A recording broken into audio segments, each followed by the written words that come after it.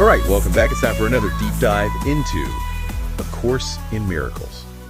And yesterday's lesson 6 was a real eye-opener, wasn't it? It really was. Yeah, that whole idea that we are the ones giving meaning to everything we see, everything we experience. Powerful stuff. It is. So are you ready to see where lesson 7 takes us?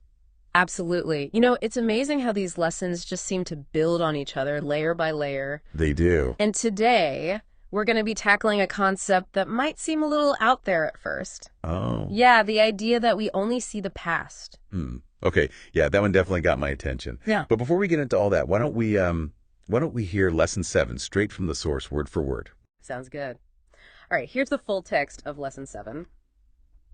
This idea is particularly difficult to believe at first, yet it is the rationale for all of the preceding ones. It is the reason why nothing that you see means anything. It is the reason why you have given everything you see all the meaning that it has for you. It is the reason why you do not understand anything you see. It is the reason why your thoughts do not mean anything and are like the things you see. It is the reason why you are never upset for the reason you think.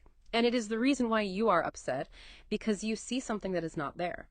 Old ideas about time are very hard to change because everything you believe is rooted in time and depends on your not learning these new ideas about it.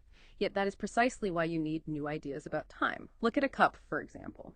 Do you see the cup, or are you merely reviewing your past experiences of picking up a cup, being thirsty, drinking from a cup, feeling the rim of a cup against your lips, having breakfast, and so on? Are not your aesthetic reactions to the cup, too, based on past experiences?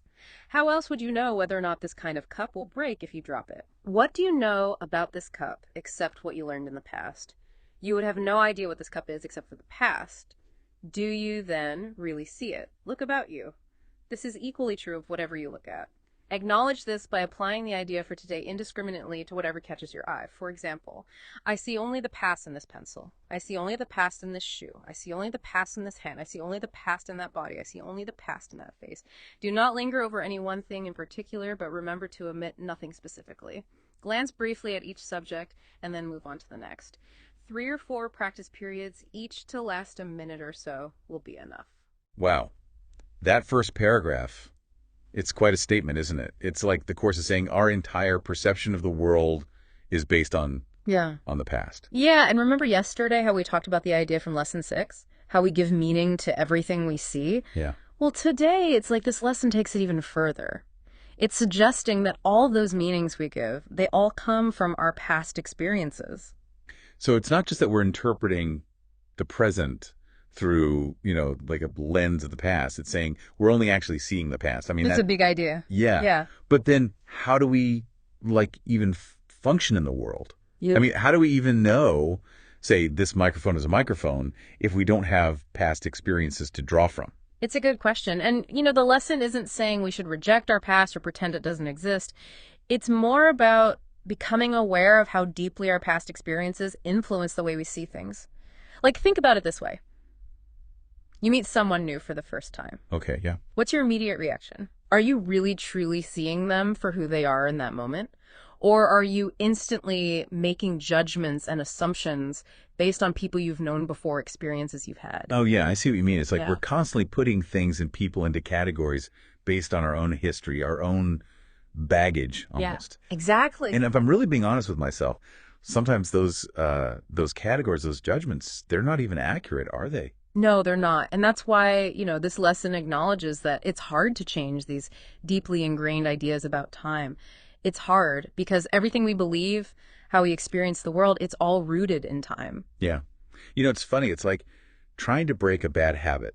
Like, it's not good for you, but it's so hard to change because it feels like it's a part of who you are. Exactly. It's familiar. It's comfortable, even if it's not serving us anymore. But like breaking a bad habit, the first step is recognizing it's there. Right. And Orchestra and Miracles, it's really offering us this whole new perspective on time. And as we go deeper into these lessons, we'll start to see how this new understanding can help us find more peace, more clarity. Yeah. But for now, let's look at that example the lesson uses, that example of the cup, to illustrate how we're actually seeing the past. Okay, yeah. So the lesson asks, when you look at a cup, are you really seeing the cup itself? Or are you just seeing a bunch of past associations, past experiences? I'm curious, when you look at something, just a simple everyday object, like, say, this pen, Mm. What comes to mind for you? What thoughts and feelings, what memories does it trigger? Well, I guess for me, I think about like all the things I've written, Hmm. the articles, the emails. I can almost feel the pen in my hand, the scratch of it on the paper. Yeah. And I think about deadlines and late nights. But for you, maybe it brings up different memories, different feelings. Right. Maybe memories from school, taking notes or writing essays, maybe even anxieties around tests or homework. Yeah. Exactly. But the point is, it's not just a pen, is it? No. It's loaded with meaning based on our past experiences. And that makes me think about a time I had a disagreement with a colleague, a pretty heated one.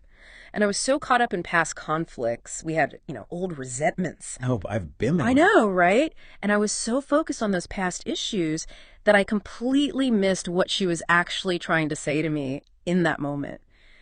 And it was only later, after I calmed down and took a step back, that I realized, you know what? I completely misinterpreted her intentions. I was letting the past dictate how I saw her, how I saw the whole situation. That's such a perfect example of how this lesson can apply to our everyday lives, Mm-hmm. Because when we can become aware of how the past is influencing us, how it colors our perception, Yeah. then we can start to see things more clearly. We can respond more thoughtfully. And the lesson even gives us that practical exercise, remember? Oh, yeah, that's right. It suggests that we look around and just acknowledge, I'm only seeing the past in this, whatever we're looking at, whether it's a pencil, a shoe, even another person. Exactly. And it seems like such a simple exercise, but I imagine it can be really powerful if you really do it, really pay attention. Oh, it is. It's not about denying the past. It's about using this new understanding to create a space for something different. Yeah. So to recap, today we really dove deep into this idea that we're actually only seeing the past and how that affects how we perceive the world around us. Right. And we talked about how challenging it can be to break free from those old patterns, those habits of perception. But that recognizing them is the first step. Exactly, the first step to freedom.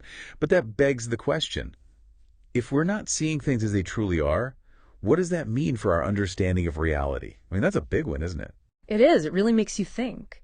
And how might becoming aware of this past filter, this lens we're looking through, how might that change how we interact with the world, how we interact with each other? It's definitely something worth pondering. And we encourage you to try that exercise today, that exercise of noticing the past in everything you see what you discover. We're all in this together, exploring these powerful ideas one lesson at a time. Join us again tomorrow as we continue our deep dive into A Course in Miracles with Lesson 8. I woke up to a miracle today.